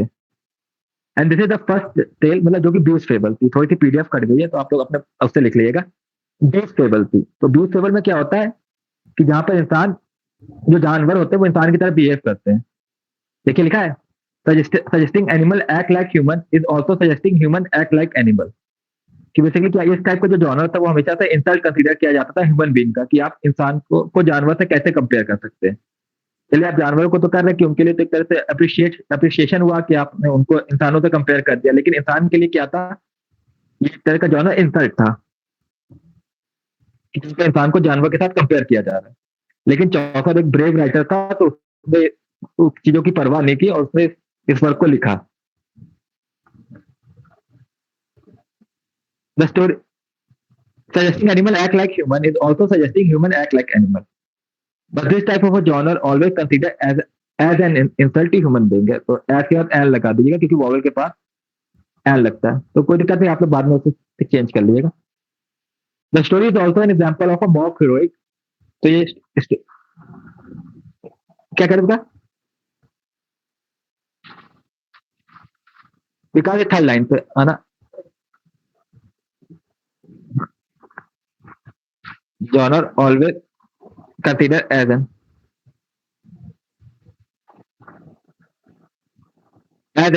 होगा ना, क्योंकि वॉवल है ना ए आई ओ यू।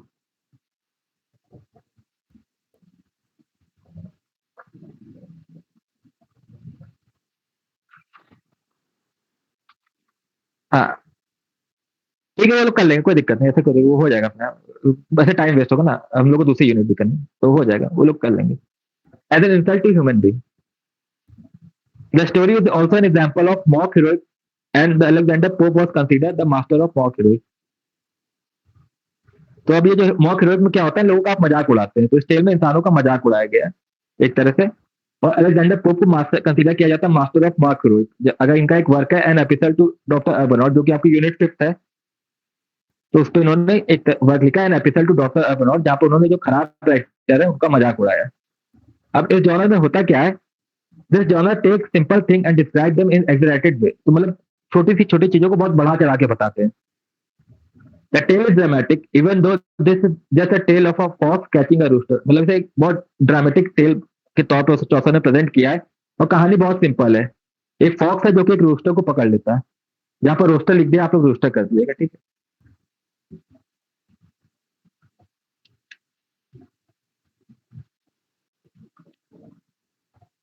तो यहाँ पर एक ये 2 लाइन है, अगर आप लोग इसको याद कर लेंगे तो वो बहुत अच्छी होगी, क्योंकि आपको फिर राइटर को ये पता चलेगा कि आपको टेक्स्ट से आता है, तो यहाँ पर ये आपको लाइन को याद करना पड़ेगा।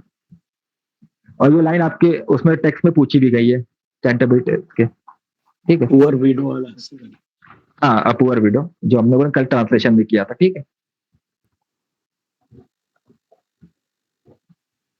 फिर आप थोड़ा सा नीचे कर लेना।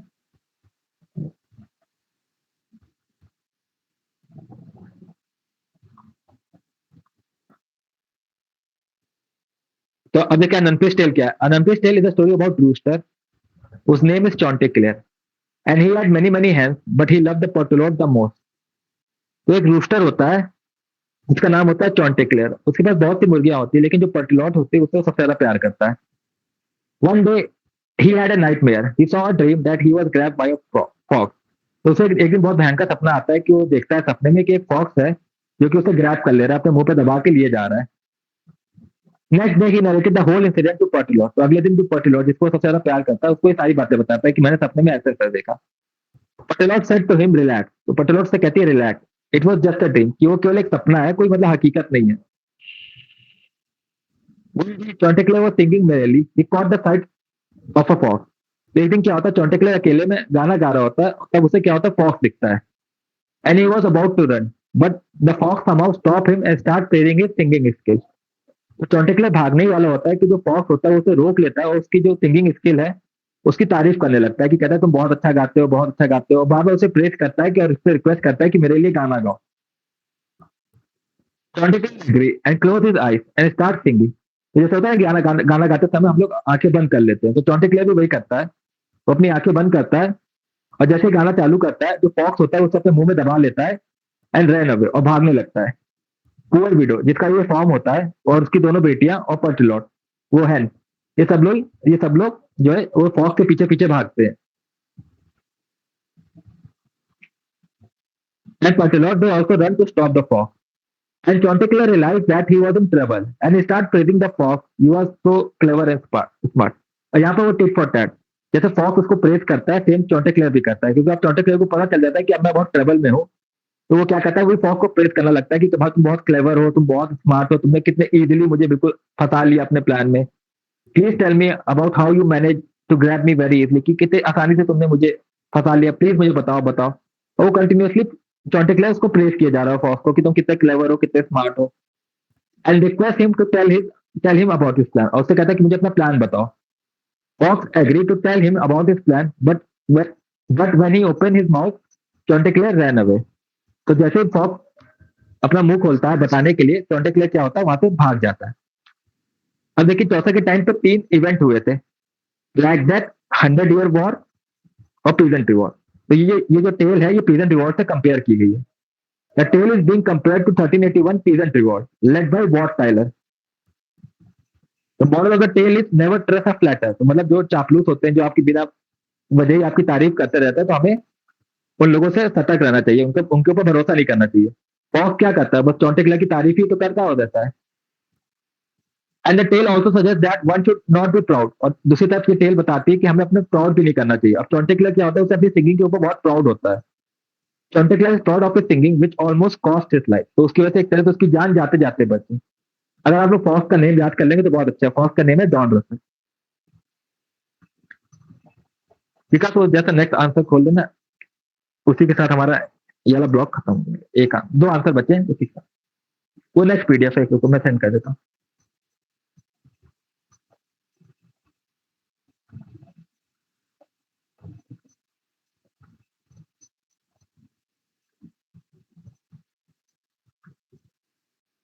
जस्ट 1 मिनट है।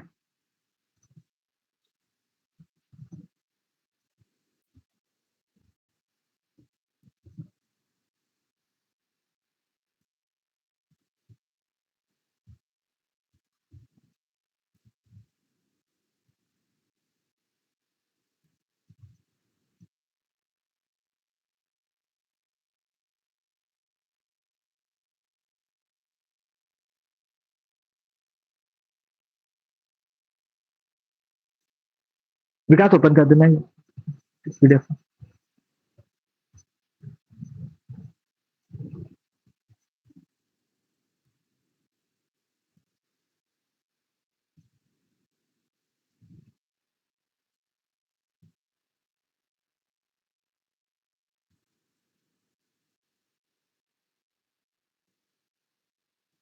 अब देखिए इसको थोड़ा सा आपको मतलब हेडिंग वाइज भी आंसर को लिखना पड़ेगा ना।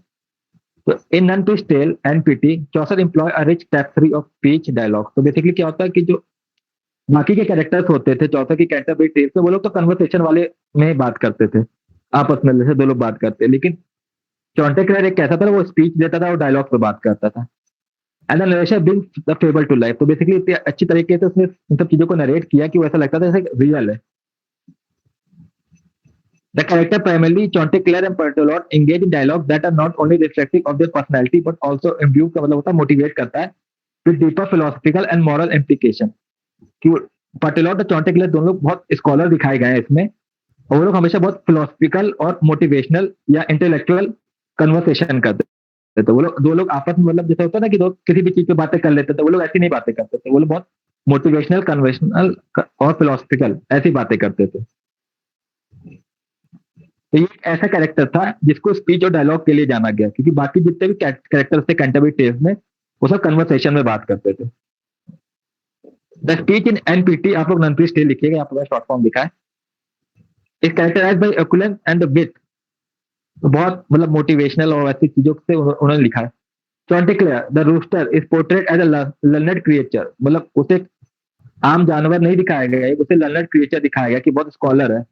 who can quote from historical and literary sources to support his argument। तो वो क्या करता था, लैटिन और ग्रीक के टेक्स्ट को कोट करता था, बाइबल से कोट करता था, जब भी वो कभी पर्टेलॉट के साथ कोई आर्गुमेंट करता था, वो अपनी बात को मतलब बनाने के लिए उसे इन सब चीजों का रेफरेंस लेके वो अपनी बातों को सिद्ध करता था, कोट करता था। His dialogue with the Patilot about the interpretation of dream showcases rhetorical skill and knowledge. तो जब वो पटेलॉट को अपना वाला डायलॉग बता ड्रीम के बारे में बता रहा था, वो बता उसके स्किल और नॉलेज के बारे में बता रहा था। जब वो पूरी कैंटरबरी टेस्ट हो जाता है तो वो एंड में कहता है कि वुमेन की एडवाइस को सीरियस नहीं लेना चाहिए। एडम ने वुमेन की मांगी और उसे क्या कहा, हेवन था, उसे निकाल दिया गया। तो ऐसे तो अपने आर्गुमेंट को सपोर्ट करता था। सैमसन को कोट करता है कि कैसे उसकी वाइफ डेलिया ने उसे बिट्रेल किया, ऐसे ऐसे करके वो अपनी बातों को कोट करता था। Pertelote on the other hand provide a practical counter point to Chanticleer. हालांकि पर्टिलॉट क्या थी, वो भी एक तरह से बहुत स्कॉलर थी, लेकिन वो कभी भी वो बहुत प्रैक्टिकल रहती थी, वो कभी भी अपनी नॉलेज या इन सब चीजों का शो ऑफ नहीं करती थी। चॉन्टेक्लेयर बहुत करता था कि उसे अपनी थिंकिंग का या नॉलेज का बहुत शो ऑफ करता था, जिसकी वजह से उसकी जान जाते जाते बची। Chanticleer intelligence grounding their conversation in common sense and physical wellbeing. तो बेसिकली क्या था, जो पर्टिलॉट थी वो एक तरह से कन्वर्सेशन में अपना आराम से दिमाग, कॉमन सेंस या फिजिकल वेलबींग बहुत शांत रहती थी। वो मतलब कहती थी अगर आप मुझसे कुछ पूछने आओगे तो वो बताती थी, वो ऐसे नहीं, वो शो ऑफ नहीं करती थी। लेकिन चॉन्टेक्लेयर क्या था, दूसरी तरफ से बिल्कुल अपोजिट था उसके, वो हर चीज का शो ऑफ करता था, वो बताता था कि मैं कितना ज्यादा पढ़ा लिखा हूँ, ये सब चीजें, कि मैं गाना भी बहुत अच्छा गाता हूँ। विकास थोड़ा सा नीचे कर दे। चौथा narration is both direct and subtle. तो मतलब जो उसने नरेशन किया वो डायरेक्ट है और सब्टल का मतलब होगा स्किलफुल है। Moving the story forward with also providing commentary on the event. तो जो 1380 जो मतलब प्रेजेंट रिवॉर्ड हुआ था उस टाइम पे, उसके ऊपर एक तरह से इवेंट पे कमेंट्री थी, मतलब तरह से टिप्पणी पास की गई थी। The narrative can be both descriptive, painting a vivid picture of a farm and its inhabitant, and analytical, offering insight into the character, thought and motivation. तो चौसर ने बहुत अच्छी तरीके से बताया है कि एक पहले उस वीडियो के बारे में बताया कि वो बहुत पुअर है, उसकी अपनी 2 बेटी के साथ रहती है, फिर उसके फार्म को बहुत अच्छे से डिस्क्राइब किया, और फिर जो जानवर हैं वो लोग कितने मोटिवेशनल हैं और कितने स्कॉलर हैं, ये सारे थॉट्स, इन सब चीजों को उसने बहुत अच्छी तरीके से बताया। ऐसा नहीं कि उसने बहुत चीजों को बहुत लिमिटेड वे में डिस्क्राइब किया, उसने बहुत अच्छी तरह से आप चीजों को डिस्क्राइब किया, चाहे करेक्टर हो, चाहे उनकी नॉलेज हो, चाहे उस फॉर्म को, उसने सारी चीजों को बहुत अच्छे से डिस्क्राइब किया नरेशन में। रिफ्लेक्शन इज एनपीटी is woven throughout the dialogue and narration. कि अगर आप जो पूरी कहानी पढ़ते हैं तो एक तरह से आपको केवल डायलॉग और नरेशन देखने को मिलता है कि चौसा ने कितने अच्छी तरह से उसको नरेट किया है, और चॉन्टेक्लेयर और पर्टिलॉट कितने अच्छे से डायलॉग कन्वर्सेशन में आए। Character reflect on their circumstances and belief, particularly in the debate over the significance of dream. तो अगर आप पूरी स्टोरी पढ़ते हैं तो आपको मेन चीज आपको पता चलेगा कि इसमें जो सारी कहानी है वो ड्रीम के बारे में है, कि कैसे चॉन्टेक्लेयर ने अपनी जो ड्रीम है उसको लाइटली ले लिया था। The tale itself is serve as a reflection on the human nature with the animal character acting as a mirror to human behavior and concern. तो ऐसा होता है ना कि इंसान भी बहुत सी चीजों को कभी कैजुअल ले लेता है और फिर बाद में वो ट्रबल में पाता है अपने आप को, या ऐसा होता है ना कि फ्लैटर जो लोग उनकी चापलूसी करते हैं उनकी बातों में आके अपना लॉस कर देता है। तो सेम सारी चीजें वो ह्यूमन बिहेवियर से कनेक्ट कर रहा है, इंसानों को दिखा रहा है जानवर के थ्रू, कि जानवरों के साथ भी ऐसा सेम चीजें हो रही है। विकास नीचे कर दो।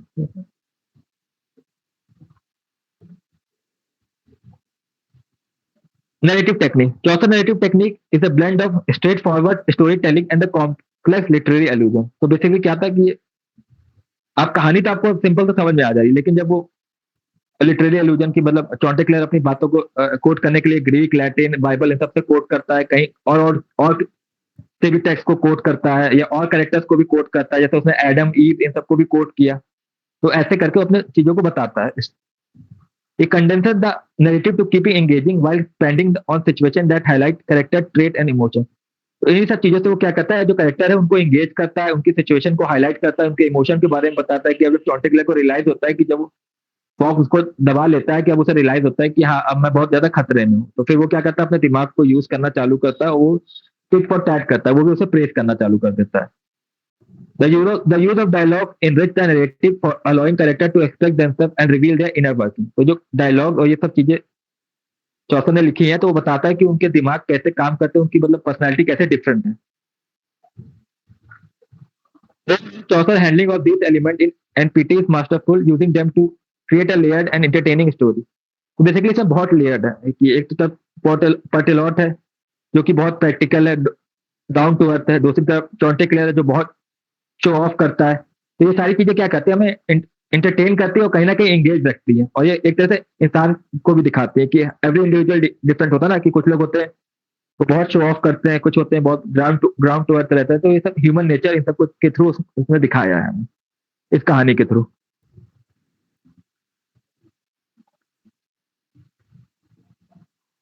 तो किसी को कोई दिक्कत है तो पूछ सकता है।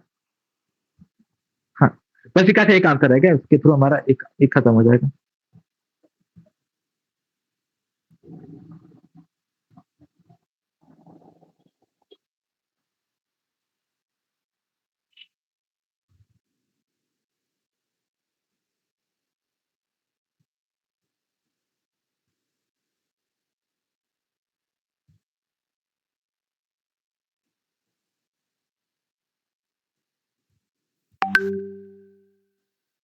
हाँ विकास, मैं तुमको सेंड कर दिया, प्लीज ओपन कर देना, उसके थ्रू आ जाएगा। ठीक।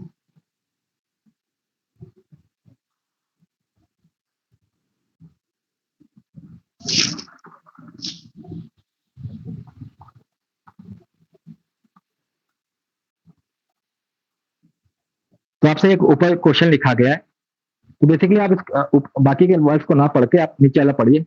Comment on Chaucer poetry in light of the same, तो कि चौसर की पोइट्री से हमें क्या देखने को मिलता है। तो चौसर क्या क्या क्या मिटाना क्या है?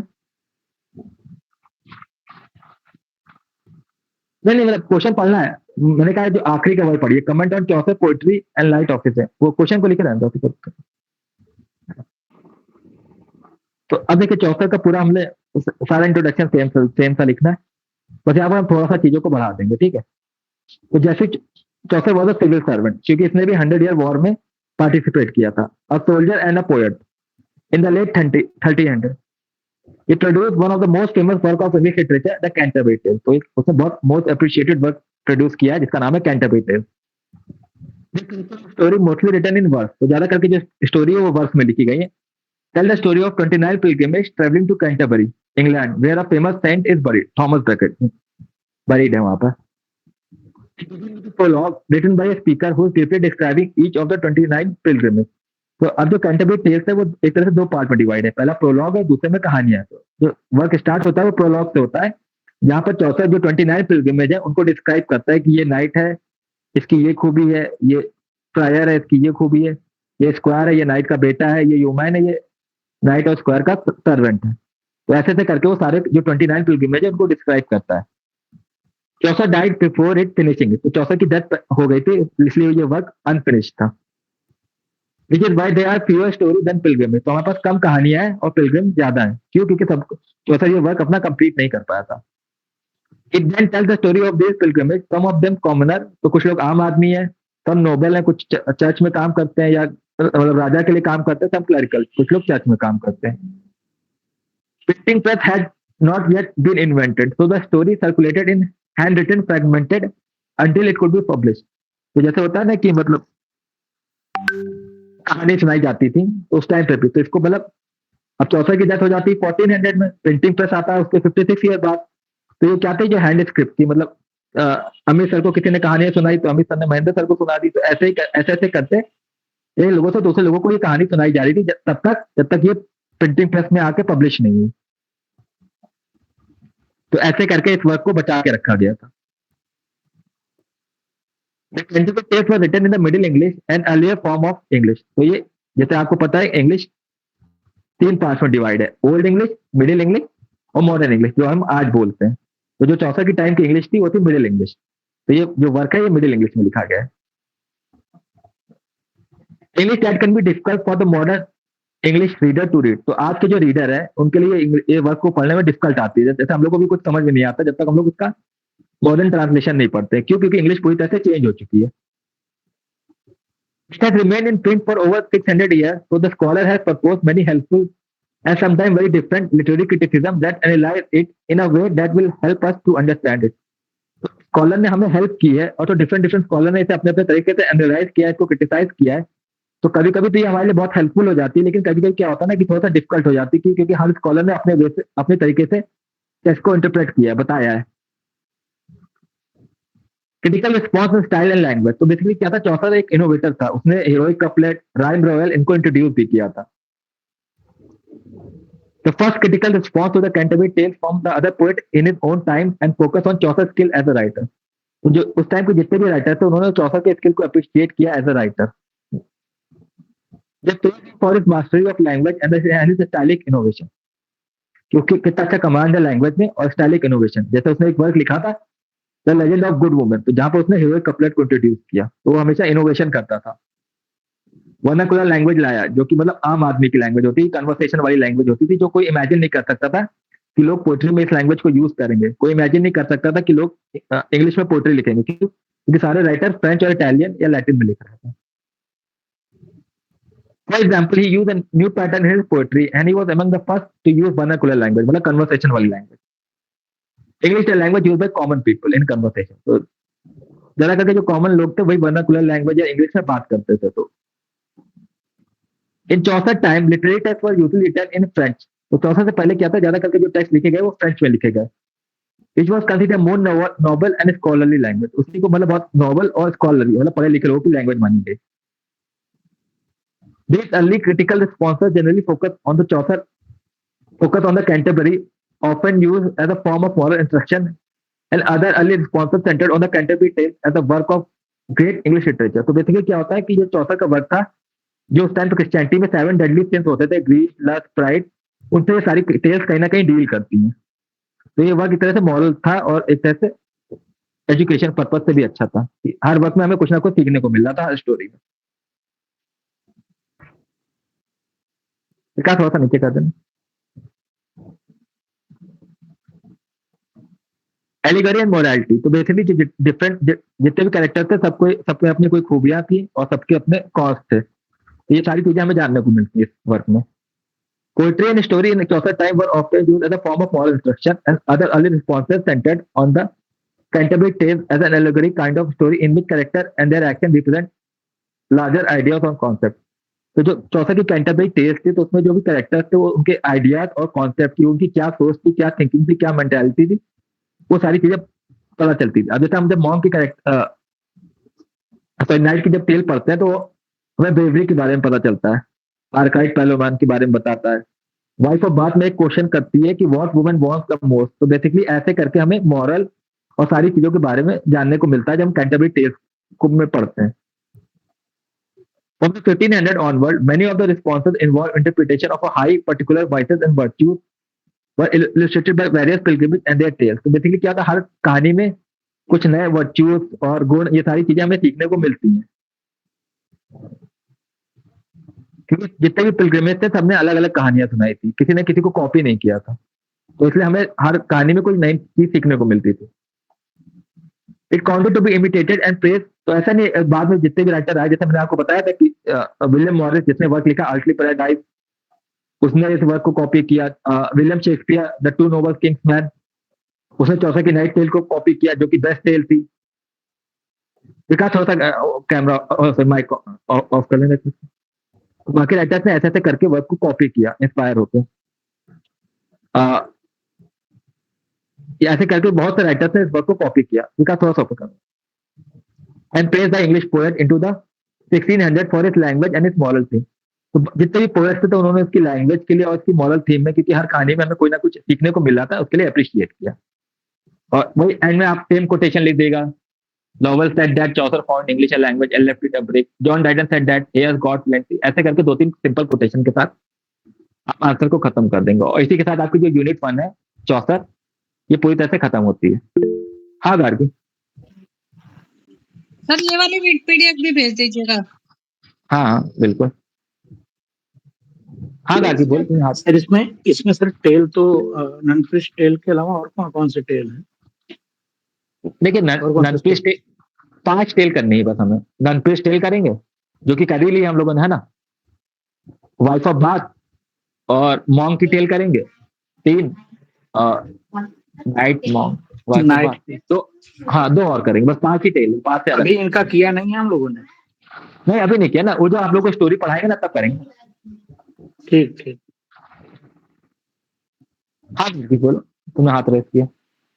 मैं पूछ रही थी कि अगर क्वेश्चन आया कि explain Canterbury Tales as a satire, तो कौन सा आंसर लिखे? सेम आंसर लिखना, कुछ ना करना। कैंटरबरी टेल्स पहले चौसा का इंट्रोडक्शन लिखना, फिर कैंटरबरी टेल्स लिखना कि कैंटरबरी टेल्स क्या था। ग्रुप ऑफ पिलग्रिमेज थे, 29 पिलग्रिमेज थे। ये लोग थॉमस शाइन के ब्रैकेट को विजिट करने जा रहे थे। फिर दो तीन कैरेक्टर को बता देना, जैसे नाइट का कैरेक्टर जिसको चौसर ने अप्रिशिएट किया, मॉन्क का कैरेक्टर जो कि रोमन कैथोलिक चर्च से था, लेकिन उसको चौसर ने इसलिए इंट्रोड्यूस किया ताकि वो चर्च को क्रिटिसाइज कर सके। जो लोग चर्च में थे वो लोग कुछ लोग करप्ट थे, तो उन लोगों को क्रिटिसाइज कर सके। ये क्या हुआ, फिर सटायर हो गया ना ये वर्क एक तरह से। वो सोसाइटी को क्रिटिसाइज कर रहा था, वो ब्रिटिश सोसाइटी को क्रिटिसाइज कर रहा था, वो चर्च को क्रिटिसाइज कर रहा था, तो क्या हुआ, ये वर्क सटायर हुआ ना। बस ऐसे ही करके दो तीन पिलग्रिमेज को बता देना। उसने वाइफ ऑफ बाथ को क्रिटिसाइज किया, क्यों? क्योंकि वो अपने कपड़ों के ऊपर ज्यादा ध्यान देती थी। वो चैरिटी इसलिए करती थी, क्यों? क्योंकि ताकि वो लोगों को दिखा सके कि मैं कितनी रिच हूँ, है ना। तो ये सारे कैरेक्टर क्या थे, वो सोसाइटी को रिप्रेजेंट कर रहे थे। तो इन्हीं तरह से उसने लोगों को क्रिटिसाइज किया, और इसी से आपका आंसर खत्म हो जाएगा, है ना?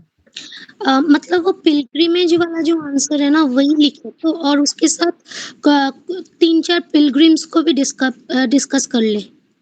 हाँ, बस देखो, वाइफ ऑफ बाथ को कर देना, नाइट को कर देना, ठीक है, मॉन्क को कर देना। ये तीन कैरेक्टर को अच्छे से करके इनको कर देना। देखो, नाइट को अप्रिशिएट किया गया है, मॉन्क को क्रिटिसाइज किया गया, वाइफ ऑफ बाथ को क्रिटिसाइज किया गया, तो दो कैरेक्टर तो हमारे क्रिटिसाइज में आ जाएंगे और दो अप्रिशिएट, एक में अप्रिशिएशन में आ जाएगा, ठीक है। Okay, thank you. और वो थोड़ा सा वो दो हेडिंग लिख देना, humour, realism, art of characterization, है ना। तो हेडिंग में आंसर आ जाएगा तो अच्छा भी हो जाएगा, ठीक है। तो उसको भी डिस्कस करना है ना 2-3 लाइन में? हाँ, उसको भी हेडिंग बना बना के दो दो तीन तीन लाइन लिख देना, उसमें 25-25 30 वर्ड, है ना। Okay, okay. जी, थैंक यू। हाँ, और किसी का कोई क्वेश्चन? कोई पूछ सकता है, ऐसी कोई दिक्कत नहीं, किसी को कोई दिक्कत है तो पूछ ले। विकास 2 मिनट के लिए रिकॉर्डिंग जैसा ऑफ कर देना, फिर हम अभी बस 2 मिनट में स्टार्ट करते हैं ना, तब तक हम थोड़ा सा बात कर लेते हैं।